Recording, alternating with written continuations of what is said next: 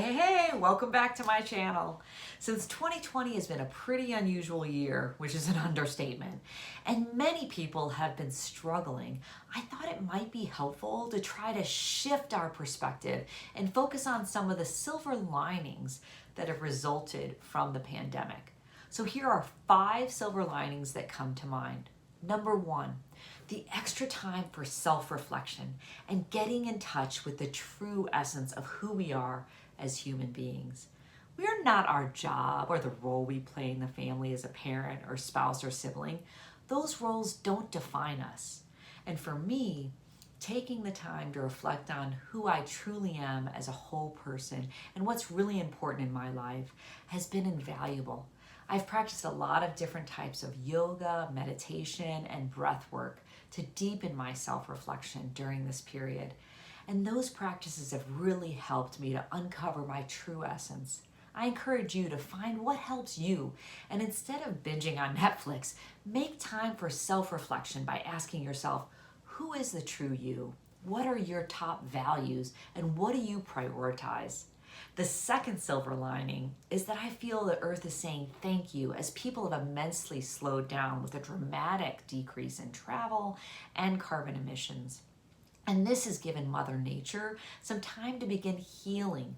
You know, I live in the Midwestern region of the US, and over this past summer, it really did seem like the air was improved and the skies seemed bluer and the trees and grass just seemed more vibrant.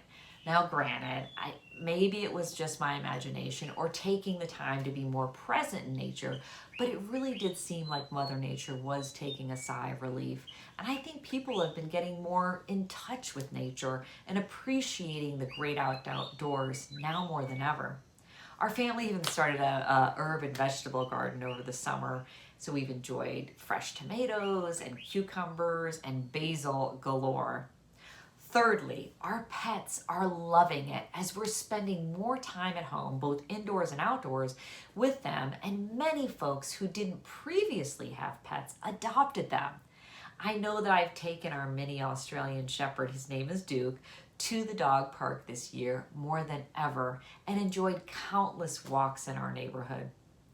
Fourth, now this may be a bit controversial, but in our school district, we've gone to full remote learning. And while I fully appreciate that this can be a huge struggle for younger students, along with the parents and teachers, I can say that my senior in high school has been getting much better sleep because the start time for remote learning is a little later than normal, and he also saves time without having to commute to and from the school.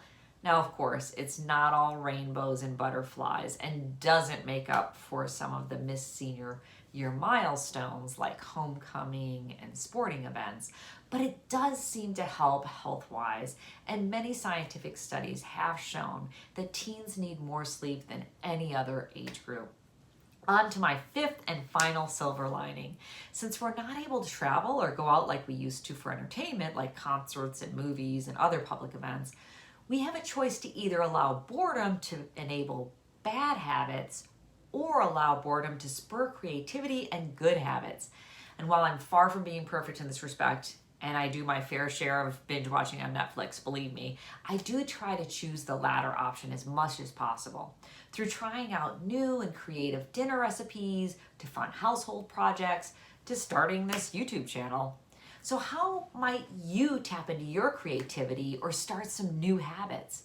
What are the talents or passions that you have that are maybe lying dormant? Might it be time to wake them up?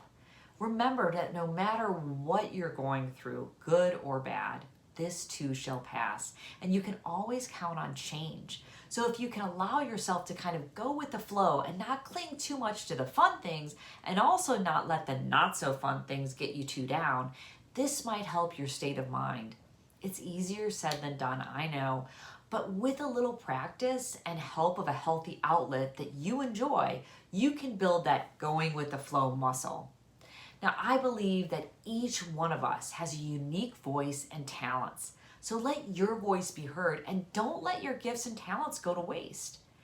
As my subscribers know, I post my videos on Thursdays, and even though next week falls on the Thanksgiving holiday here in the US, I'll still plan to post a special message, so please tune in. With that, I wish you peace, love, and joy, and as always, keep the faith and let your light shine.